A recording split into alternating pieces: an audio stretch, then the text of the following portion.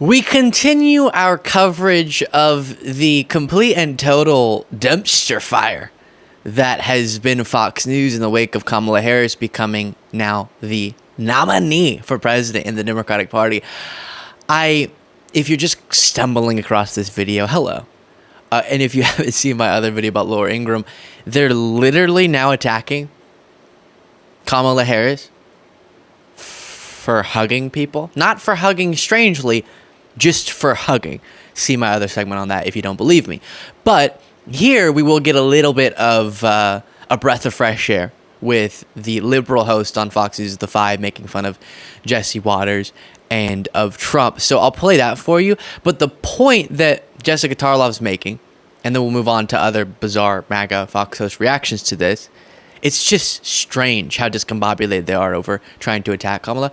But the point that will be made by Jessica Tarlov is that Trump's mental struggles, his cognitive situation, was often ignored because of the concerns around Biden. Now, there's no excuse, even though before they should have been talking about Trump too.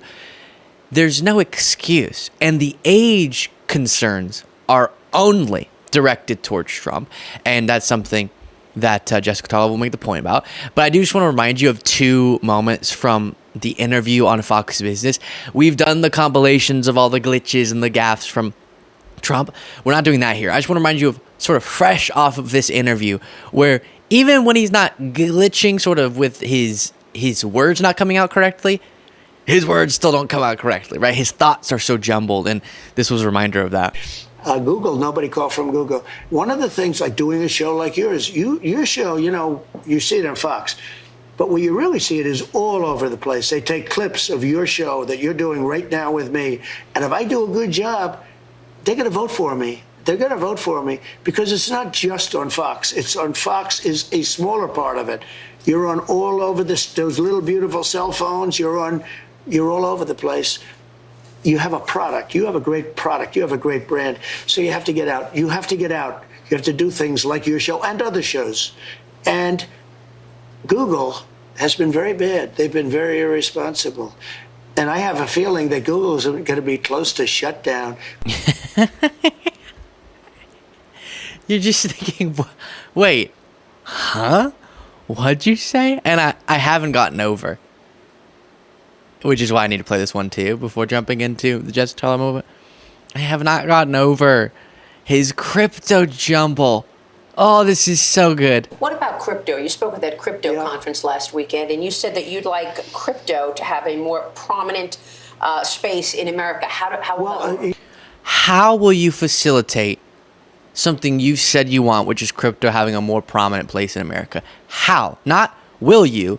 How will you do that? Ready? Set? You have to understand about crypto. Crypto is a very interesting thing, very high level in certain ways, intellectually very high level. But if we don't do it, China's going to do it. China's going to do it anyway. But if we don't do it, China's doing it. China's already doing it. And if we don't do it, other countries are going to do it. So we might as well be at the forefront. And there are people in crypto that are very, very smart people who do love our country, and they think it's good. Who knows? Maybe we'll pay off our $35 trillion, hand them a little crypto check, right? We'll hand them a little Bitcoin and wipe out our $35 trillion. But how do you want it to be more prominent in America? How will that work? Oh, it's going to work easily. It's already prominent. No, sir. Not how easily will it work. How will it work? Prominent in America. How will that work? Oh, it's going to work easily. It's already prominent. It's moving along. It's very loosely regulated. That's one of the reasons it's moving. And he just goes on and on and on. So scrambled, so confused, and that's the underlying point being made by Jessica Tarlov here. And for Donald Trump to be talking about how easy of a time that she's getting, she's just coasting by, he at this point is basically getting a free ride to continue talking about, like I've said, electrocuting sharks and all of no, it's true. People have it so baked in. Between whether you want to get eaten by a shark or electrocuted by your EV. Oh, I didn't realize that. Well, then all of it makes sense. Donald Trump is really flailing at this particular moment. He has spent the week trying to post pictures of Kamala's Indian family to claim that means that she isn't black. And Kamala Harris has been barnstorming all over the country. She had a huge rally in Atlanta. And like I said, the enthusiasm is up. And the forecasts now are even slightly favoring her. So she then moves on talking about how while Trump's trying to attack Kamala Harris's identity, Kamala Harris is making a concise case as to why Trump should lose and she should win. And one of the things she's saying at the beginning, she gets interrupted, but then it yields a funny moment where Jesse Waters tries to clarify the moment I'll remind you of, which is Trump going on that bizarre sharks electrocution rant. And it gets clarified, and then Jessica Tarlov goes, oh, okay, that makes it way better then. But it's an important point that they try to attack Kamala Harris as getting a free ride, as not being criticized enough, etc., which isn't true. Meanwhile, the reason their guy even is where he is because he's given a free ride in so many ways. And if Kamala Harris, we just did a segment talking about how Kamala Harris saying some of the most normal things you've ever heard in your life gets mocked by Fox host Laura Ingraham playing a clip of Kamala Harris just saying, we need to understand the significance of the potential of a war in Europe. And then Laura Ingraham goes, can you imagine? That's how she talks. But if Kamala Harris said the things that Trump says, like the rant Jessica Tarlov just referenced from Trump, it would be nonstop on Fox News. Imagine if Kamala Harris, the person they're mad at for saying that this underlines the significance of diplomacy and the significance of understanding the importance of diplomacy. Something like that, right? Sort of a little bit repetitive, but they freaked out over it. Normal people talk like that sometimes. But they don't care about this. Because of MIT, my relationship to MIT, very smart. He goes, I say, what would happen if the boat sank from its weight and you're in the boat and you have this tremendously powerful battery and the battery's now underwater and there's a shark that's approximately 10 yards over there. By the way, a lot of shark attacks lately. Do you notice that? A lot of shark. I watched some guys justifying it today. Well, they weren't really that angry. They bit off the young lady's leg because of the fact that they were not hungry, but they misunderstood who she was. These people are crazy. He said there's no problem with sharks. They just didn't really understand a young woman swimming now really got decimated, and other people too. A lot of shark attacks. So I said, so there's a shark 10 yards away from the boat, 10 yards, or here. Do I get electrocuted if the boat is sinking, water goes over the battery, the boat is sinking? Do I stay on top of the boat and get electrocuted? Or do I jump over by the shark and not get electrocuted? Because I will tell you, he didn't know the answer. He said, nobody's ever asked me that question. I said, I think it's a good question. I think there's a lot of electric current coming through that water. But you know what I'd do if there was a shark or you get electrocuted? I'll take electrocution. Great. So now we know. And I saw someone say, yeah. Kamala Harris has all these qualifications and the Democratic Party's rallying around her and she is making quite the compelling contrast against, Trump, prosecutor versus felon. But I haven't heard her stance on if she would rather be electrocuted or eaten by a shark, and not understanding that in gas-powered boats there are still batteries. And if she could clarify her stance on that, then I could really get on board. We'll have to see. But before the next moment from the same edition of The Five, here is a clip they'll reference. Now, this, by the way, is why you have a vice president who can actually speak. I want to ask you about the former president's comments yesterday to the National Association of Black Journalists, where he said that Vice President Harris is, quote, all of a sudden black. As a father of 3 biracial children, did those comments give you pause at all? They don't give me pause at all. Look, all he said is that Kamala Harris is a chameleon. She goes to Georgia 2 days ago. She was raised in Canada. She puts on a fake Southern accent. It's totally reasonable to call out the fact that she pretends to be somebody different depending on the audience she's talking to. Chameleon. Wow, what a weird person. But Jessica Tarlov makes a brutal point about that. JD Vance calling Kamala Harris a chameleon when he's now running with a man who he said might be America's Hitler is beyond comprehension. How could you possibly say Kamala Harris is a chameleon when the thing they're talking about is she's a chameleon because sometimes she talks about her Indian parent and thus her connection to that heritage, and sometimes talks about the black part of her identity coming from her father's side, and sometimes talks about both and how that's a chameleon thing to do. And also, they didn't like the accent that she had in some speech. If that's a chameleon, I'll take that chameleon versus the chameleon that says someone might be Hitler. You know Hitler? Like the really, really bad one? Might be Hitler and then supports them and wants to be their vice president. That chameleon bothers me a lot, okay? Being both Indian and black doesn't bother me at all. Can you imagine? It's crazy. Then you have Jesse Waters saying this. Actually, you're not ready for this. You're not ready. Take a breath and prepare. Other women. And I heard the scientists say the other day that when a man votes for a woman, he actually transitions into a woman. Oh, is that right? Yeah, that's what the science says. Okay. I almost don't want to discourage it, as violent as it is, because of how disastrous this is going to be for them politically. If a man votes for a woman, I know it's a joke. I know he's telling a joke. He's a funny guy in his world, okay? Around Jesse Waters' apartment, he's a comedian. And so I get that he thinks he's being funny, but as is the case with jokes, sometimes you're making a serious point, and he just wrapped up 30 seconds of talking about how men shouldn't vote for women just because they're a woman, which no one's voting for a woman just because she's a woman. They're voting for the woman who's the most qualified compared to the man. Whether she were a man or a woman, she would be the far better candidate. But then follows that up with a joke about men voting for women become women. Which, ew. Imagine that, being a woman. Is the next part of his joke. Then here's this. And she's just an average woman, Kennedy. She's just an average kind of mediocre person who avoids fixing things because she doesn't want any attention that's negative. She doesn't try that hard. And then when she does not try, she gets in trouble for not trying, and then she yells at everybody else.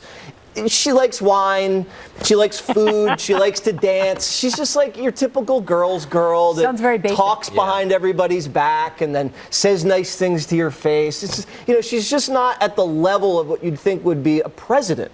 She's just too mediocre to be president. Very interesting. Too mediocre to be president.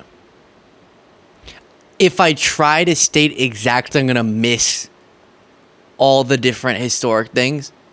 But she's been the first historic in so many roles, meaning a glass ceiling breaker in her role as San Francisco's DA, in her role as California's Attorney General, and then as Vice President. I don't know if that applies as Senator, but regardless, she was also Senator. And then he sees her, who may become one of the most historic people ever, as just so mediocre, She just likes wine. That's her deal. It's shit. The mask is off. Off completely. Think about this. All the people who watch the show regularly, if you divide just the people who aren't subscribed, that group, if each and every one of you click the subscribe button today, we'd be instantly to 1 million subscribers. That'd be pretty cool. Click it if you haven't already. Thank you so much. Back to the video. Now, before we move on from Jesse Waters, here is him saying this on his show. Then he walked onto the plane after all the hostages had already taken off. Watch.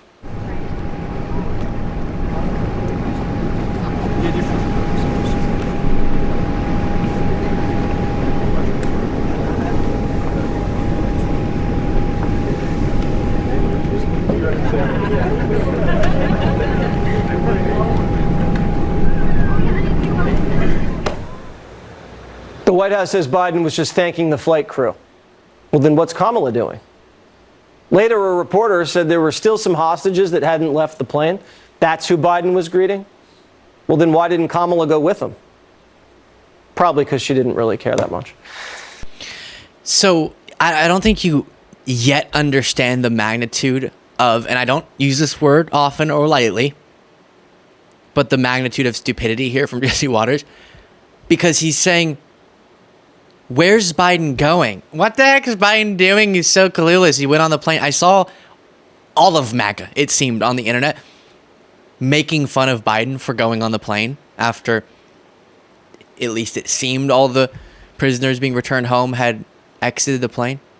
And they're all going, gosh, he probably thought he was leaving on that plane. He doesn't know where he is. So then Jesse Waters is trying to have it both ways. Going, where's Biden going? He looks so confused. Oh, he was going to thank the pilots and the flight crew because he's a decent human being? Well, then why didn't Kamala? Because she doesn't care. Or she didn't go on because Biden was confused. But if Biden went on for a good reason, that's bad for Kamala because maybe she just didn't think of it. Biden thought of it. Oh, I'm going to go up and say hi. Kamala decided to stay, and if more prisoners were going to come out, she would hug them as she did, which Laura Ingraham is upset that she was hugging people. So it's all, you can't win for trying, right? You can't win for winning. Can't lose for winning. I never know what the actual phrase is there, and I forget to look it up after the show. Isn't that fascinating? Make fun of Biden for going on the plane and pretend like he was going on the plane for a confused reason. But then say, if it's true, which it is, that he was going on the plane after people had already exited to say thank you to the flight crew. Again, it's this crazy thing they can never imagine because their guy doesn't have it because he's decent, his decency. And then say, okay, well, if that's true, then I'm still mad because Kamala Harris should have also gone on the plane. And the fact that she didn't go on the plane to say thank you to the flight crew means she doesn't care. Boom. We win. And then you have this.